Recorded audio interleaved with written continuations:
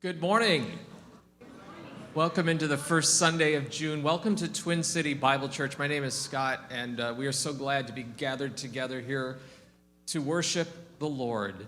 If you would like to follow along, our service order is online at tcbc.cc/bulletin.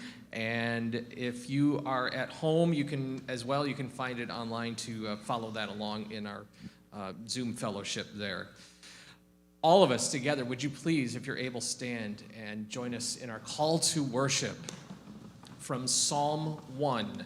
Blessed is the man who walks not in the counsel of the wicked, nor stands in the way of sinners, nor sits in the seat of scoffers. But his delight is in the law of the Lord, and on his law he meditates day and night. He is like a tree planted by streams of water, that yields its fruit in its season. And his leaf does not wither, in all that he does he prospers. The wicked are not so, but are like chaff that the wind drives away. Therefore the wicked will not stand in the judgment, nor sinners in the congregation of the righteous. For the Lord knows the way of the righteous, but the way of the wicked will perish. Let's worship together. Thanks, Scott. Well, good morning, everyone. My name is Andy, and I'm one of the worship leaders here at TCBC. And I love that psalm, that image of a tree planted by streams of water, bearing its fruit in season, contrasting with the wicked being blown away. And if I'm honest, as much as I would love to be like a strong, rooted tree, when I think about my week, when I think about even this morning, I feel more like a branch that's kind of swaying in the wind. And maybe that's you. Maybe you've come from a full weekend. I know school's out and summer should be relaxing, but for some reason, summer doesn't always feel relaxing. But that's why we're here together, to gather and to be reminded that the invitation from our God is to bring the craziness of our life, the craziness of our world, and to be still before him and to be planted. And for the next 70 minutes or so, we have a chance to reflect on God, on what it means to follow him, and to experience life. So as we do that, let's sing this song together, Come Away from Rush and Hurry.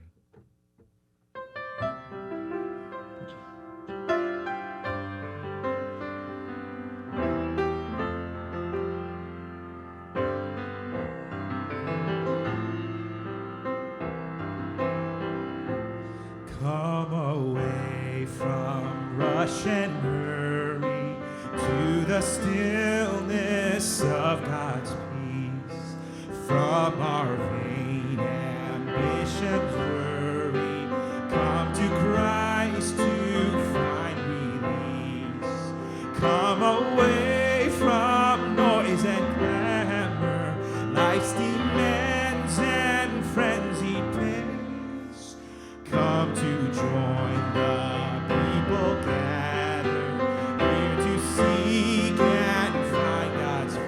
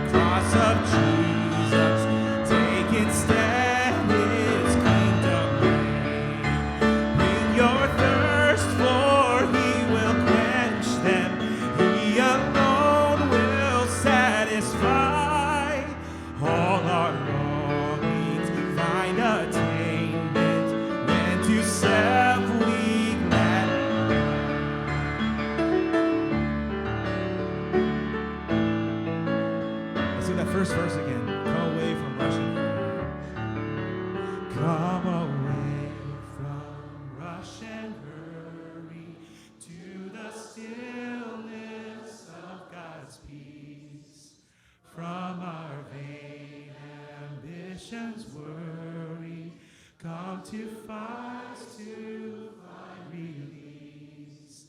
Come away from noise and clamor, life's demands and frenzied pace. Come to join the people gathered, here to seek and find God's face. Let's just have a moment of silence.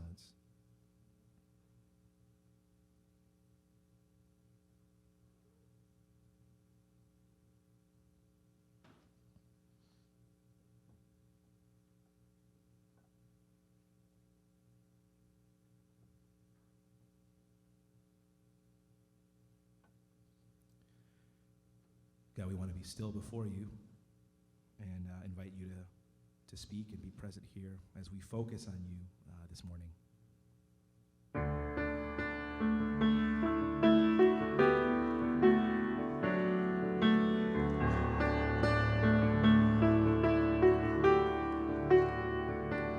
In the darkness we are waiting, without hope and without light.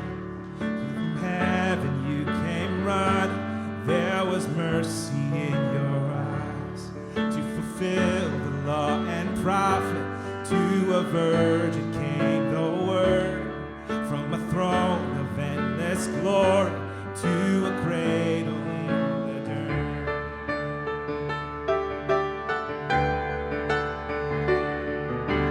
Praise the Father, praise the Son, praise the Spirit, three in one. God of glory, majesty, praise forever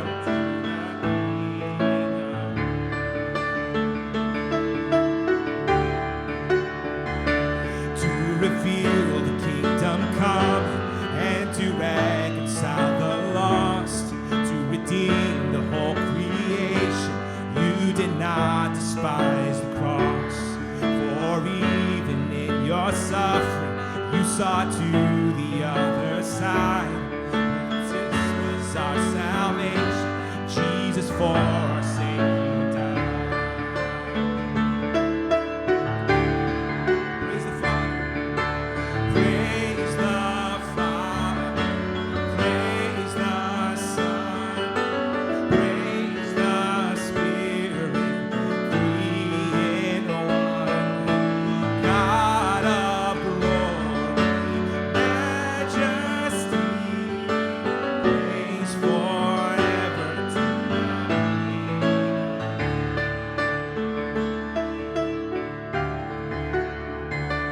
In the morning that you rose, all of heaven held its breath, till the stone was moved from good, and the Lamb had conquered death. And the dead rose from their tomb, and the angels in awe, for the souls of all who come to the Father are restored. And the church of Christ was born, and the Spirit lit the flame.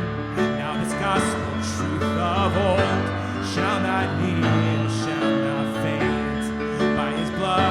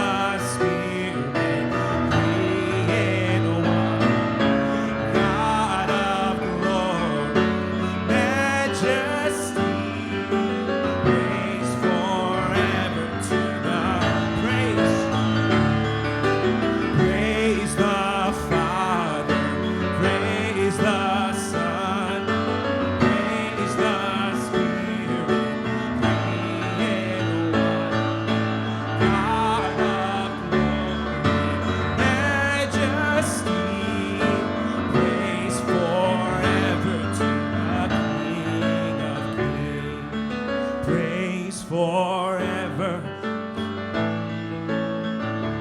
Oh, praise forever to the King of Kings. Amen. We praise you, Jesus. We praise you, Father, Son, and Spirit this morning, knowing that you're here and you're longing to work in us and through us in this place. So we want to draw near to you. Ask that you draw near to us. We pray all this in the mighty name of Jesus. Amen. Once again, good morning and welcome to Twin City Bible Church. My name is Scott. I've been coming to TCBC since freshman year, 1998. Our mission to see campus and community transformed by Christ to renew the world. And I love the psalm that we started with this morning from Psalm 1, telling us how, reminding us how if we are in the word of the Lord and in the Lord and delighting in him, we are like a tree planted by streams of water, yielding fruit. When I was a freshman in college, it felt like there was so much coming at me. There was so much tumult and confusion and ideas and ways of going about life.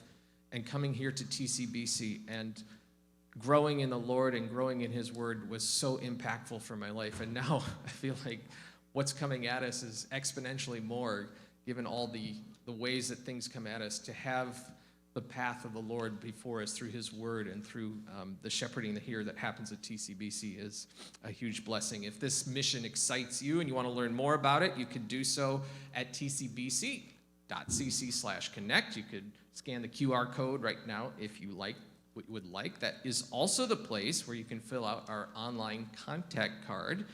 You could do so right now. And again, a simple scan there. If you are a regular, if you've been coming to TCBC longer than I mentioned, that I've been coming, you're encouraged to fill this out. If this is your first time, you're encouraged to fill this out. I'm going to give you a moment to do so. You might notice there's space in there to say, I want to respond to the sermon or something I experienced in the service. You're saying, but I haven't even heard the sermon yet. We haven't even gotten to the end of the service. That's okay. You could do it twice if you want. Or you could just start the fill-out process and complete it before at the end of service. However you want to go about it, but nonetheless, I'm going to give you a few moments here to get started, at least with your connection card.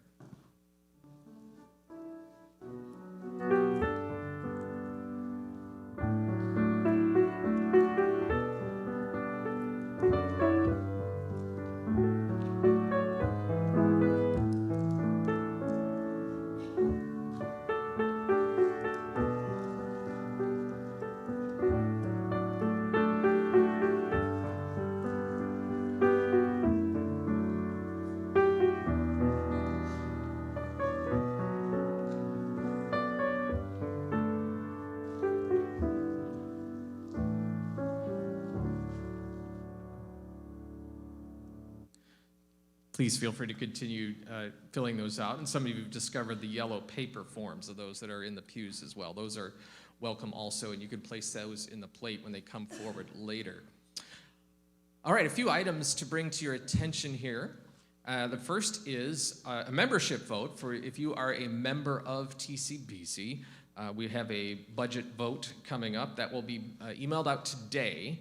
And you'll have until the annual meeting on June 20th to vote. You can review the proposed budget in the church app, Church Connect. Note here says My TCBC, but I think it's probably in both places at this point, or on the new one, Church Connect. And take a look. You can contact Chris Hamblin if you have any questions, and I'm told that's Bud the Budget Pig is the name. So remember, a vote for the budget is a vote for Bud. Here in Champaign-Urbana, we have a craft factory, but we also have a craft packing party for our friends going to the Albania missions trip. It's what I got today, okay? Wednesday night, downstairs below us, we will, at 5:30, we'll have a packing party. The Albania team will be organizing crafts for their vacation Bible school that they'll be doing with 100 children each day. So we'll have tables set up with supplies and instructions. I think it's going to be pretty straightforward and a chance to do something together and help out the folks that are headed to Albania and the kids that are. There'll be something for everyone. There'll also be some fun and fellowship. You get to count and bag. You can trace a pattern. You can cut. If you haven't done enough cutting this week, you can do that. So that is Wednesday night. And then Thursday night, it's our first dessert at the Scotts of the summer. Come for the cookies, stay for the community. It will be at the Scotts home, and this is Pastor Scott and his family here, for those of you who don't know. And you can come on out. I'm told it'll be low-key, but high-cal. Okay? Low-key. Becca's desserts are legendary. Sign up at tcbc.cc/connect so they can get a head count and make sure there's desserts for everyone. And finally, on June 16th, popcorn and popsicles at Hessel Park. Popcorn and popsicles, everybody's welcome. There'll be water balloons and cornhole and bag races. Kids will get a Bible lesson, crafts, more crafts, games, and adults can just mingle and enjoy the fun. So that is June 16th. Lots of opportunities for fellowship. That's it for the items I wanted to bring to your attention, and now I'll invite Kim Mills up from our shepherding team for our congregational prayer.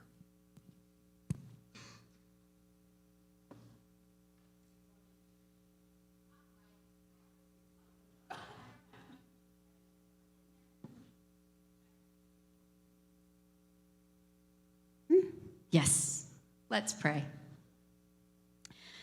Father in heaven, how blessed we are to be your children, to have your ear attuned to our voices and your heart eager to move in response to our prayers. Oh God, please teach us to pray.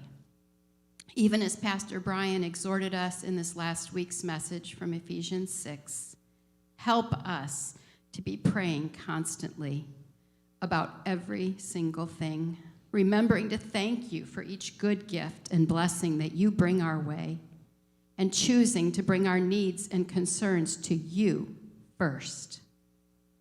Please grow us in praying fervently by the power of your Holy Spirit, for you know how weak and needy we are without your help. God, we need your help to be vigilant, keeping alert and watchful for the needs of others, and then bringing them to you in our prayers. Please help our first instinct to be bringing others to you, whether it's someone we know or even those we don't yet know but see that they are in need. Give us compassion for those that you have created and love. Help us to also be faithfully lifting up the saints and our spiritual leaders to you for your protection, your blessing, and your equipping. And please, God, give us a hunger to share you boldly with those around us. Please be feeding us through times in your word so that we are overflowing with your truths and eager to share the ways that you've been teaching and ministering to us. The world needs to know you, God. Please allow us to courageously step forward into the places where your Spirit is leading us to go. What a privilege to be your ambassadors, Lord. Please help us to never shrink back from this high calling. God, you know better than we do how very foreign these things are to us. Please forgive us for how often we want to be about ourselves and what we want, rather than being surrendered to you and what you want.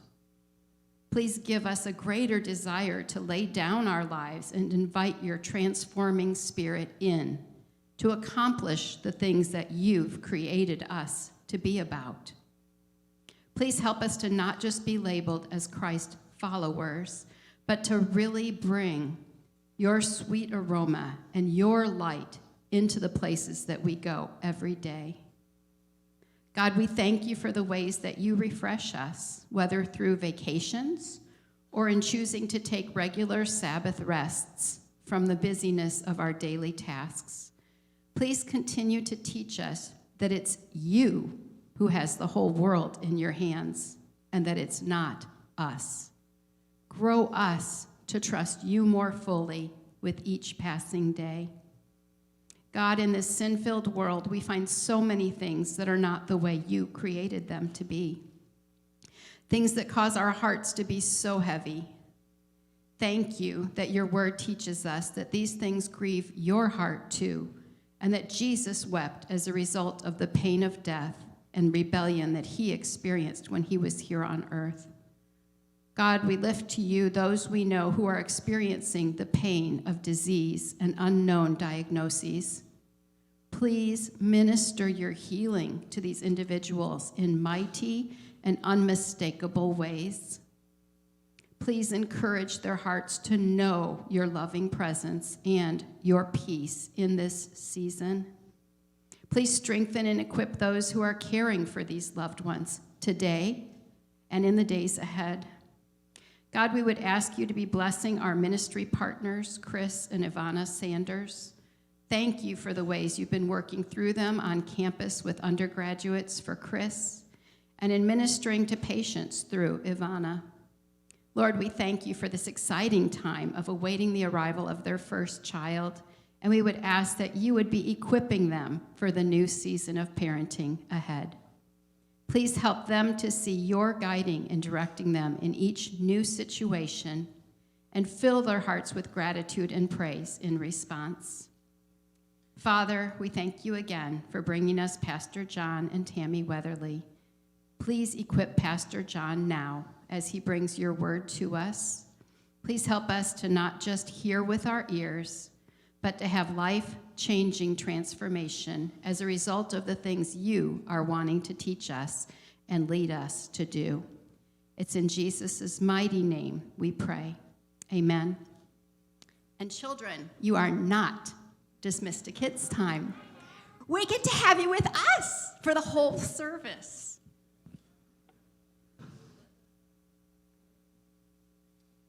So let's get to it. Matthew chapter 5. Verses 1 to 12 is our scripture reading. As we begin a short series, World Upside Down, based on sections of Jesus' Sermon on the Mount. Matthew chapter 5, beginning with verse 1. I invite you to follow along as I read. Seeing the crowds, he went up on the mountain, and when he sat down, his disciples came to him.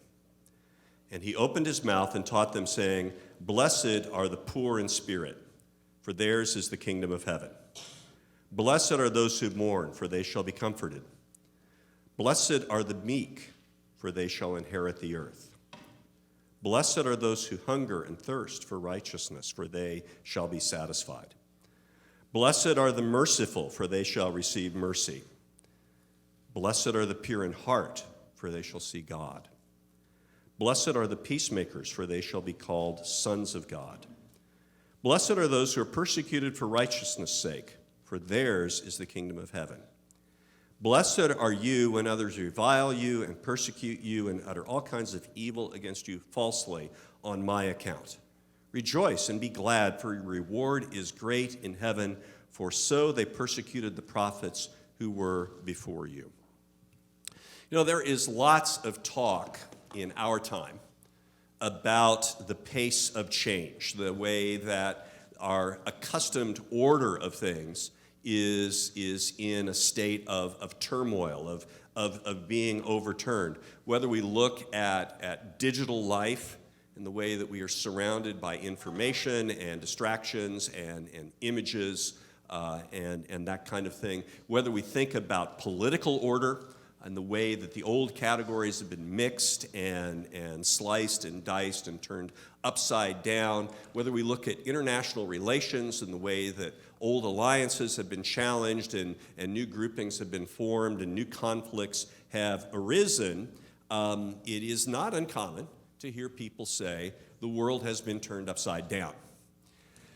Now, I know that most of you think that a pastor's life consists of studying the Bible and praying and fasting, but the truth is I occasionally watch television. And I've been following a series, a streaming series. I love stuff that's based in the 1960s because I was a child then, and it just kind of takes me back, and it's nostalgic, and at the same time you could say no one would ever have said that. That kind of thing. So you have kind of warm feelings and a feeling of superiority at the same time, which is nice. But I just wrapped up a series that was based in the 60s. And in one of the last episodes, one of the characters is saying, well, things are just changing so quickly. And it was 1961 in that moment. And a lot of us are thinking, oh, back when there were only 3 television stations. And you were lucky if you could get all 3 of them at the same time, right? Almost a decade before humans went to the moon with less computing power than all of us carry around in our pockets today. Just remarkable how much change there is. Well, as people have said, and I understand it sounds better in French, but I'm not going to attempt that. The more things change, the more they stay the same. And a part of the way that they stay the same is that the perception of change is a constant. It's a remarkable thing in Acts chapter 17 when Paul is visiting the city of Thessalonica for the first time. He is preaching the gospel there. The response is described in verses 6 and 7, where some of the opponents of Christianity have taken some of these new Christians before the city authorities, and they're shouting, "These men who have turned the world upside down have come here also." And they are acting against the decrees of Caesar, saying there is another king, Jesus. World turned upside down. Well, this is effectively what the gospel does. Paul's opponents in Thessalonica were more right than they realized. Yes, the proclamation that Jesus is king challenges the world as it exists. It challenged that world. It challenged the world of the 1960s. It challenged the pre-pandemic world of the 2010s, and it challenges our world as well. Jesus' proclamation of the coming of God's kingdom is the context of the Sermon on the Mount. Critical verse is in Matthew chapter 4, verse 17, just a stone's throw from this passage, where Jesus has returned from the wilderness after being tempted by Satan. This is after his baptism by John the Baptist. And Matthew tells us that Jesus begins preaching, "Repent, for the kingdom of heaven is at hand." And by saying the kingdom of heaven, he's not simply saying we're inviting people to heaven. He's saying the one who is enthroned in heaven, God Almighty, is going to take his world back, is going to become the world's true king, as he's promised. Wait a minute, isn't God always king of the world? Well, look around. Look around and we see, no, there is a need for God to establish his reign, and so Jesus is proclaiming that. Now, what's the natural kind of question that we would have at that point? Well, on the one hand, we would realize that the world's proper order, or I should say the world's established order as we see it, not the proper order, the world's established order is an order of rebellion against God as king. And God is now changing that, and so that is indeed going to turn the world upside down. Well, then the question that I would have is, well, how does it turn me upside down? How does it flip me over under those circumstances? And we might think of Jesus' Sermon on the Mount as the mandate of God's kingdom, as the way that God's rule transforms the way that we look at ourselves and the world around us, and our needs and our hopes and our aspirations, our goals, our dreams, our relationships.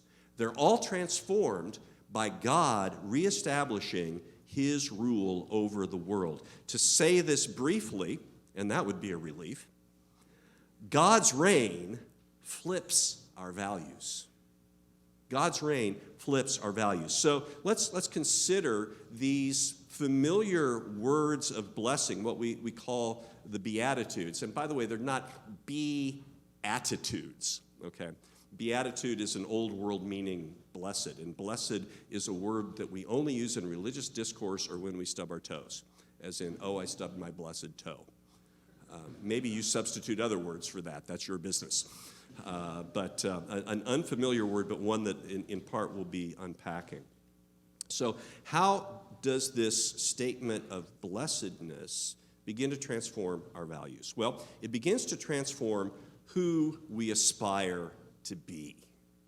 Who we aspire to be, what it is that we want to be. I'm older than 3/4 of you, 7/8 of you, less mature than easily 4/5 of you, but older. And I still ask myself, what do I want to be when I grow up? And then I think, why should I grow up? And I just go on. I just kind of go on. But who do we aspire to be? Well, Jesus tells us that in God's kingdom, we should aspire to be weak. Now, that's an amazing thing. But at one level, it's a bit of a relief. Each of the terms that Jesus uses in verses 3 to 5 in Matthew chapter 5, each of the terms that are found here are terms that align with the general category of weakness. Blessed are the poor in spirit. Blessed are those who mourn. Blessed are the meek. Blessed are those who hunger and thirst for righteousness. Now, the interesting thing about this is we immediately recognize, oh, that sounds kind of bad. That sounds weak. That sounds helpless. That's your instinct there is right. Your intuition is correct. But immediately then, people start trying to explain these things away. For example, we look at poor in spirit, and we kind of skip over poor, and we go to spirit. And we understand it has to do, with something inner, with an attitude. And then we need to realize, but that attitude is an attitude that aligns with being poor. And if we need that underlined for us, we should skip over to Luke 6, where when Luke gives his report of Jesus' sayings, he simply says, "Blessed are you poor." And as we do that, we begin to realize, I've got to understand myself in God's kingdom as a person who is economically vulnerable, who is deeply in need of support from someone else who doesn't have what it takes to make it in the world. Jesus' teaching about economics is always a controversial point, but it gets summarized down, I think, to this idea that having wealth is something that distracts us and deceives us about our ultimate reliance on God the Father, on our ultimate need for what God supplies. This is why Jesus, when he encounters a rich man, the rich man says, "Oh, what good thing must I do to inherit eternal life?" And Jesus says, ultimately he says, sell everything you have, follow me, okay? And you will have treasures in heaven. What does he mean by that? Not simply you'll have a reward when you go to heaven. No. Your reward is in the reign of God. The reign of God now that supplies your needs even in this moment. Now, what that means is, irrespective of our economic condition, we've got to see ourselves as that vulnerable. A few years ago, there was a thing kind of going around in preaching circles. People who preach are the most sanctified thieves in the world. Okay, they're always stealing ideas from one another. Okay, now this is legal theft. Okay, for the most part, there are issues of copyright, etc. But if the truth is, if you are completely innovative, you're probably starting a heresy, and that's just a bad move. So it's repeating other folk. Just it kind of happens. And one of these things that was going around was this idea: meekness doesn't mean weakness. It means strength under control, like a mighty stallion with a bridle and a bit, so that it obeys what its rider tells it to do. That's a vivid image. I love it. It'll preach. The problem is it just doesn't have anything to do with this text. Okay? The word meek that Jesus uses was commonly used in his time for the position of people like slaves who had no power and no right or authority to protect themselves or to assert any rights or privileges. Okay? Meek does mean weak. This is the amazing news in all of this. So there's a way in which all of these terms, and we could talk about the others. We could talk about mourning. We could talk about hungering and thirsting for righteousness. But they're all about need. You know, God's reign exposes our inability to change what's really wrong with our own condition and the condition of the world. You know, I recognize that the world is out of whack, and I long for something better. And I have only at most limited provisional ability to make an impact about that at all on my own. Or as we learned to sing this when we were young, little ones to him belong, they are weak, but he is strong. You're going to think I spend all of my time watching television by the time this message is over. You know, the idea of pulling yourself up by your bootstraps is a good American story. Did any of you see Founder before it left Netflix, the story of Ray Kroc, the founder of McDonald's? Okay. It would be worth tracking it down if you're able to. I've been a McDonald's fan since I was 6. And had it for the first time in Atlanta when my dad was there on business, and we were with him, and I thought, this is just the most amazing thing. Well, the story of Ray Kroc in Founder is a suitably mixed story, because you see his determination to see this business through, but you also recognize that he was a mix of ambition and hard work and deceit and blind luck.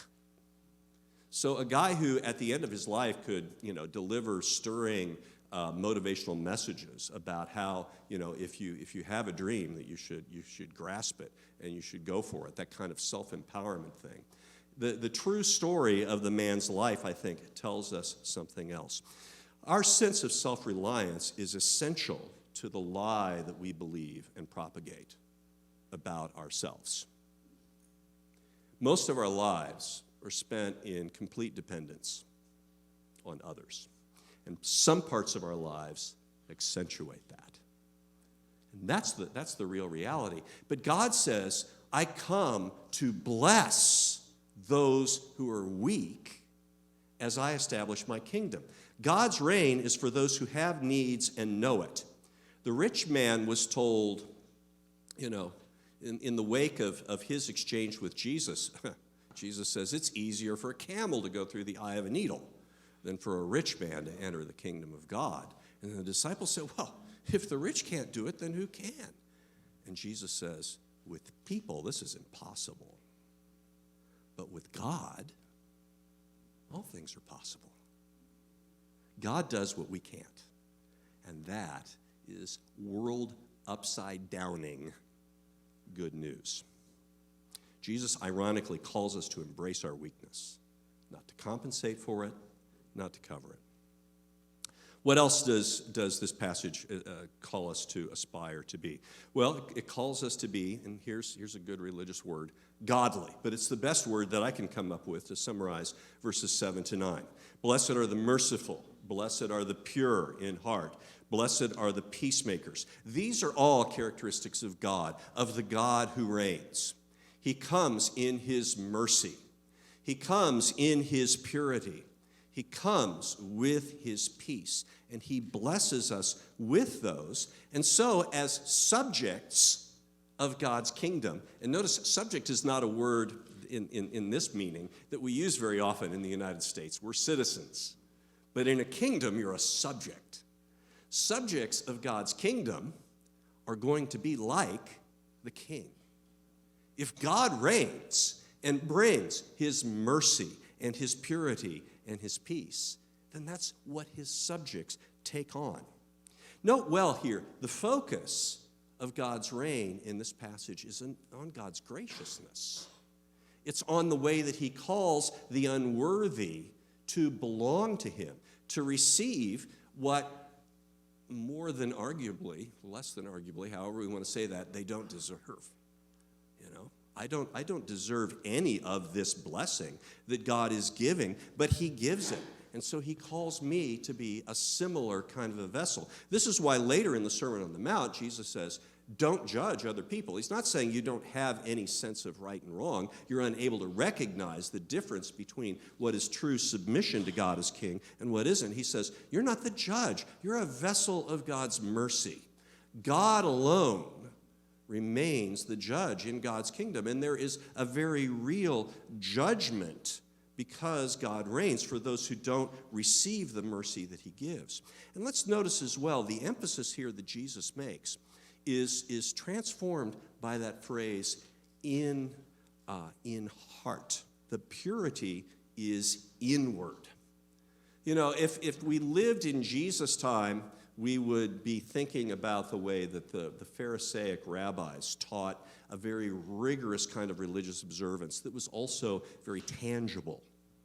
Well, if we live in our own time, we know how religiosity, the outward observance of religious duty and even of ethics, can be a subject or a substitute for genuine subjection to God. Jesus will emphasize in the Sermon on the Mount, true purity in God's kingdom exists where only God can see it. Man judges by the outward appearance.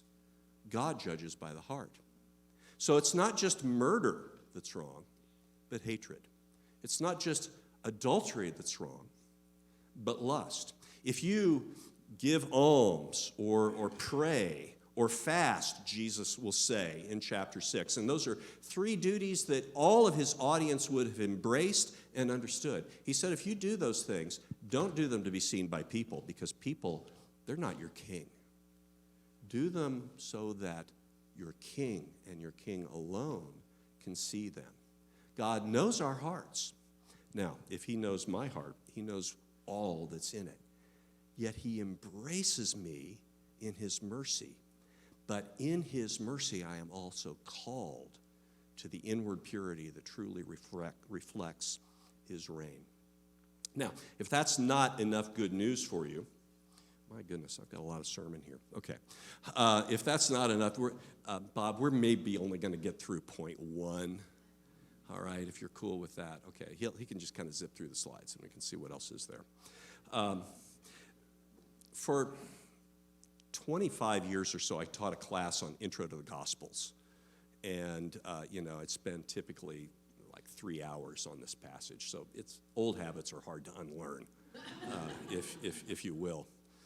But you all didn't pay tuition. You only get 30 minutes, okay? Okay, where are we here? Weak, godly, persecuted. Persecuted. Blessed are the persecuted. Now, this would have come as a surprise to Jesus' listeners. If God is going to reign, what does that mean?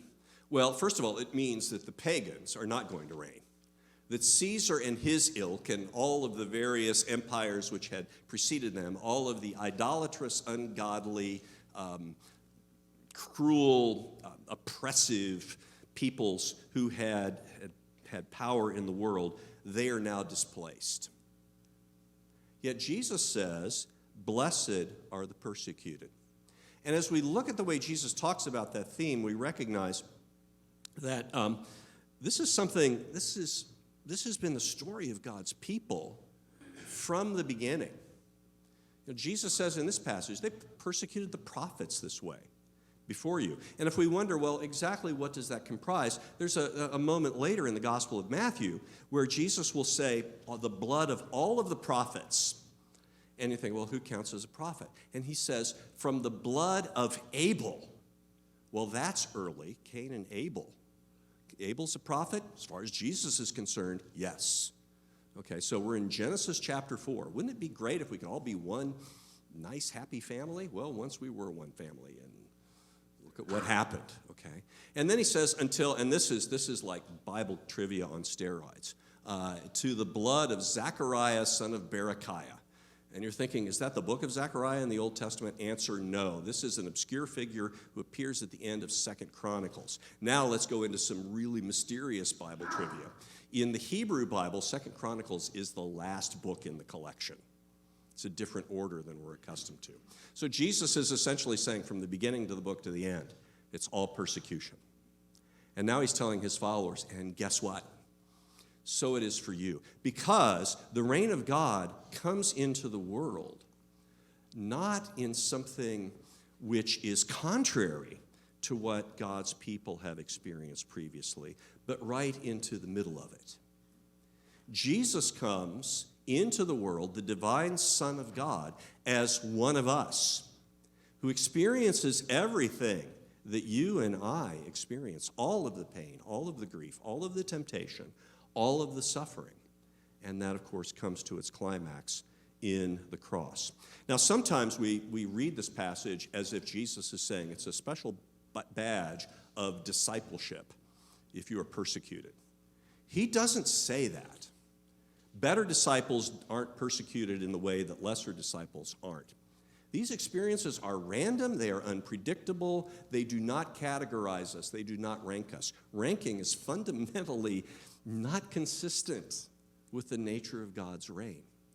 But neither should they surprise us. We are not, as some have said, told, blessed are those who are rude and obtuse when they are persecuted. But blessed are you when you're persecuted for the name of Jesus. Briefly, let me summarize some other things about this passage. How are we going to make it in the reign of God if it's like this? This is a question that comes up. Well, we recognize, first of all, God fills our deficits. In every one of these statements of blessing, we begin, first of all, with the idea we are blessed. Being blessed doesn't mean that we have somehow fulfilled the right formula, that we have done the right things. Guilt on those of us in the preaching profession, for sometimes in our desire to make things practical and accessible, reducing them to formulas that we can apply in a way that gives us a sort of control over the outcome. The idea here isn't, push the weak button and you get a blessing. Push the godly button and you get a blessing. Push the persecuted button and you get a blessing. No, the message here is God has got you. Something that I didn't appreciate until relatively recently is that in the ancient world, a good king, and there weren't many of them, in the ancient world, a good king was understood not just as a just ruler, but as someone who provided for his people. Now, that's very un-American, isn't it? We're supposed to make it on our own, all right? But a good king provides for our people. And this is what Jesus is saying throughout this passage. God is going to fill your deficits. God is going to establish your identity. Who are you in the world? Fundamentally, a child of God, a subject of the King. This is why you are known as children of God. You will see God, Jesus says, in that middle section.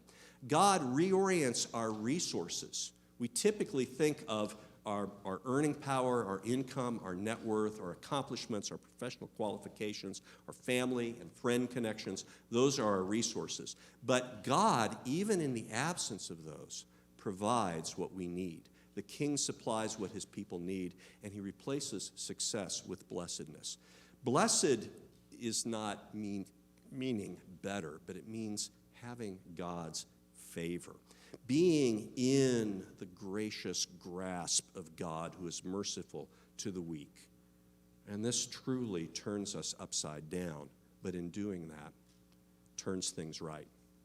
Now, why does any of this make sense? Why should we believe any of it? I mean, it sounds great. This is a famous passage, etc. We believe it. It makes sense because Jesus proclaims it authoritatively. It's a remarkable thing as we read this sermon. Not once does Jesus refer to an external authority. Not once does he give what we might think of as a reasoned argument for his position. He just states it. He doesn't say, this is what blessing is because. We can unpack the inner logic, but he simply states it. And at the end of the Sermon on the Mount, he makes these remarkable statements. Not those who call me Lord, but those who do what I say. And so the one who hears my commandments and does them is like the one who builds a house on the rock. And when the floods rise, the house remains firm. So it is for the one who listens to what I do or what I say and who does it. He bases everything on his own authority. Now, why should we believe his authority? Well, first of all, because he did this himself.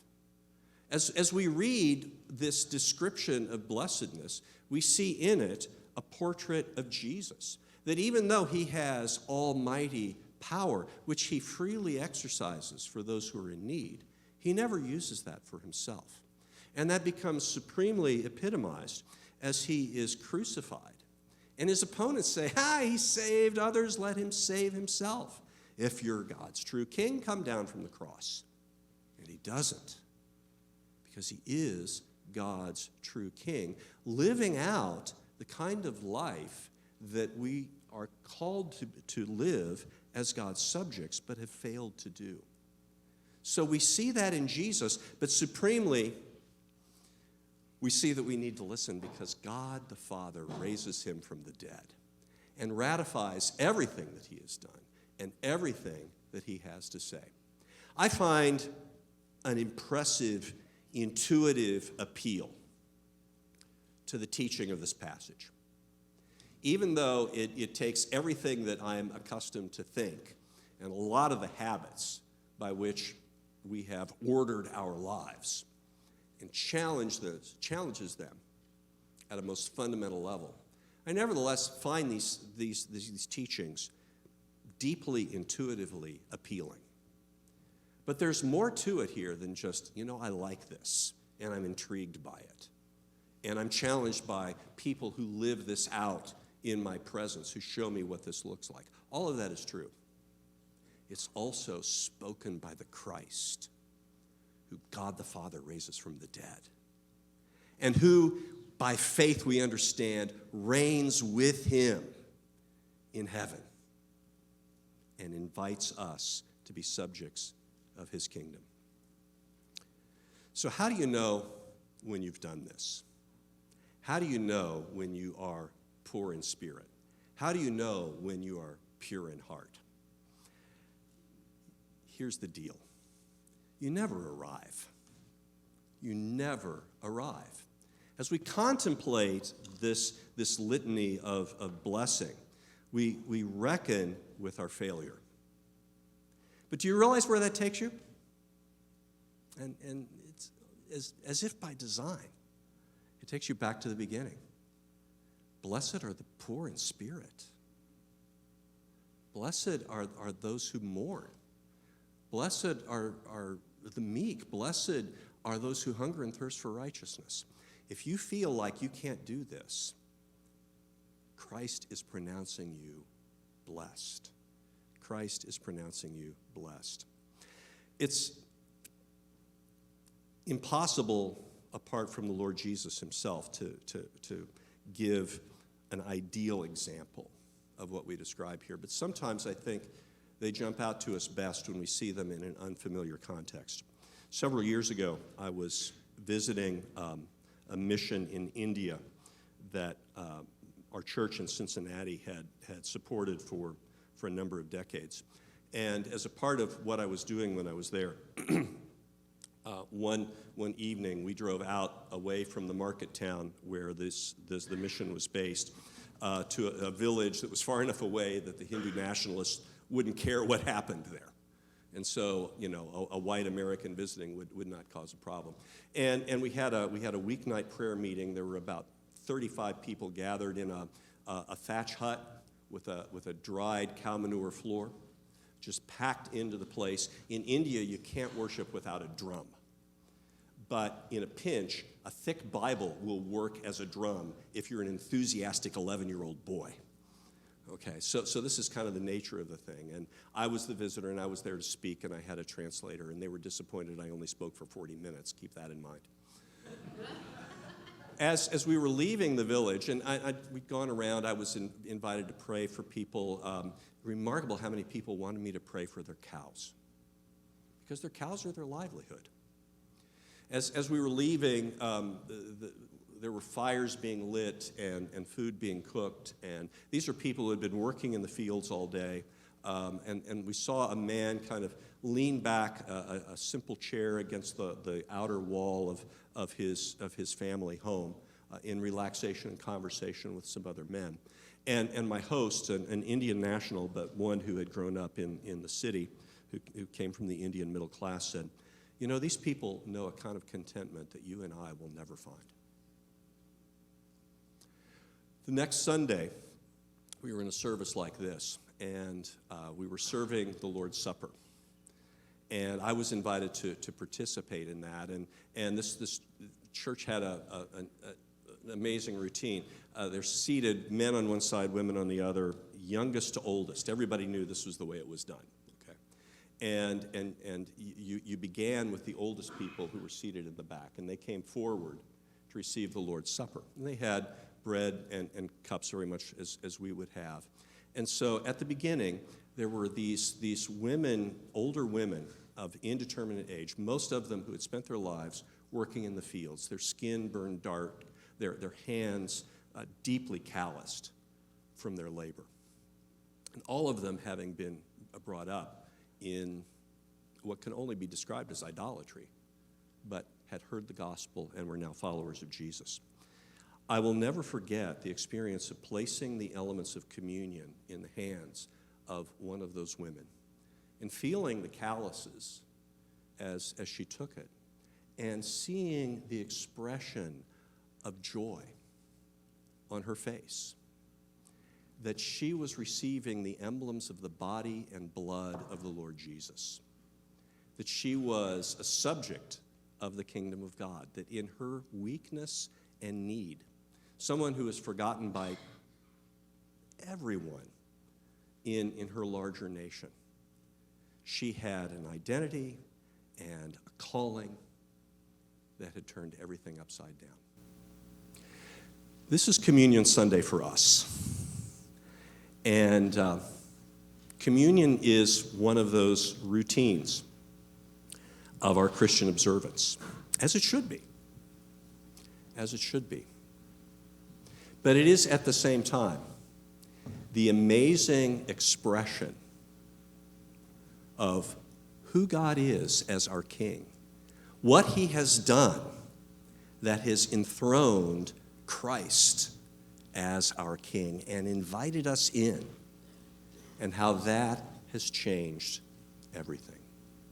So as we receive these elements today, the bread that represents the body of Christ given on the cross, the cup which represents his blood shed sacrificially for us, we will recognize in it our true King and our true selves.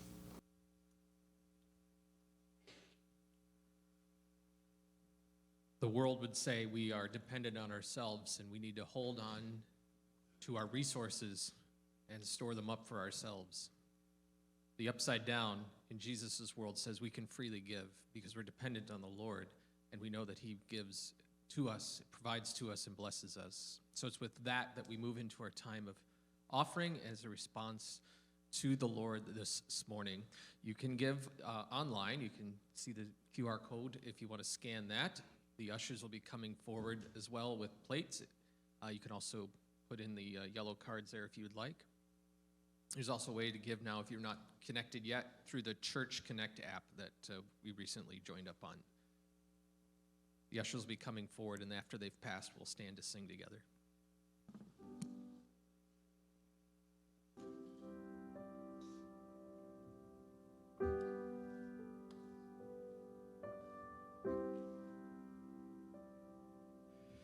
Blessed are the ones who do not bury all the broken pieces of their heart. Blessed are the tears of all the weary, pouring like a sky of falling stars. Blessed are the wounded ones in mourning, brave enough to show the world the scars. Blessed are the hurts that are not hidden, open to the healing touch of God. The kingdom is yours. The kingdom is yours. Hold on a little more. This is not the end. Hope is in the Lord. Keep your eyes on Him.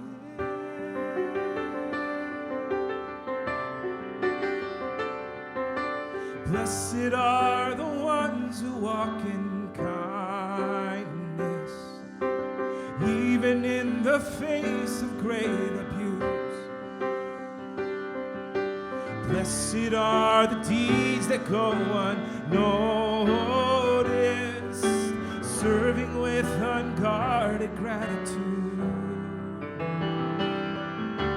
Blessed are the ones who fight for justice, longing for the coming day of peace.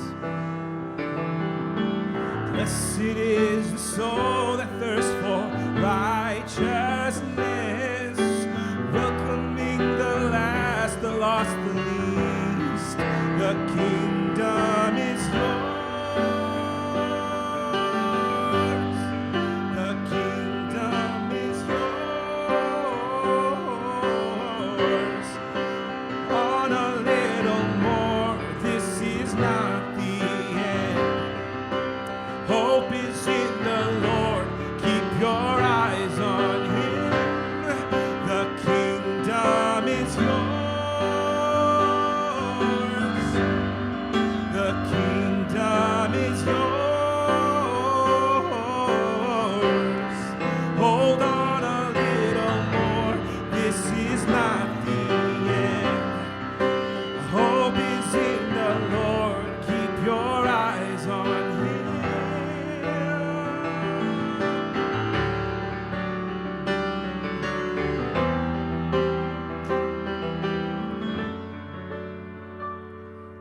Blessed are the ones who suffer violence and still have strength to love their enemies. Blessed are the faith of all who persevere. Though they fall, they'll never know defeat. Oh, the kingdom is yours. The kingdom is yours. Hold on a little more. This is not the end. Hope is in the Lord. Keep your eyes on Him. Hope is in the Lord. Keep your eyes on Him. Hope is in the Lord. Keep your eyes on Him.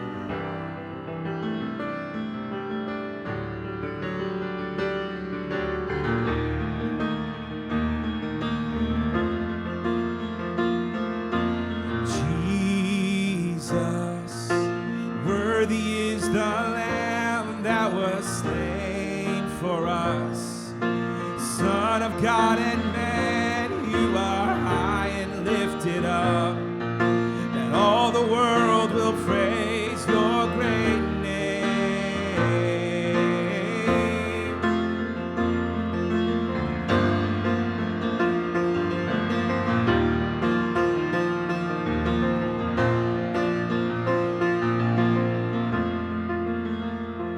Lost are saved, find their way at the sound of your great name. All condemned, feel no shame at the sound of your great name. Every fear has no place at the sound of your great name.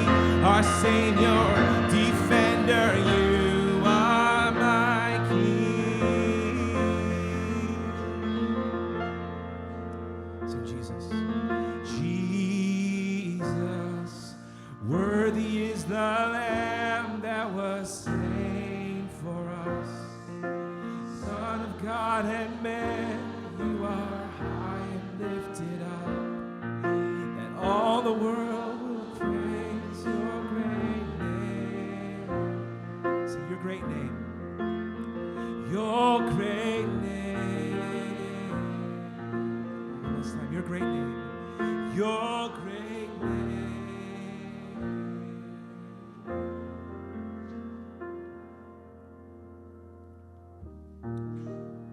The sick are healed, the dead are raised at the sound of your great name. The whole text has been a benediction, but as our benediction, receive verse 12. Rejoice and be glad, for your reward is great in heaven. For so they persecuted the prophets who were before you. Our shepherds will be available for prayer after the service. Right now, let's sing the doxology together. Praise God from whom all blessings flow. Praise him, all creatures here below. Praise him above the heavenly hosts. Praise Father, Son, and Holy Ghost.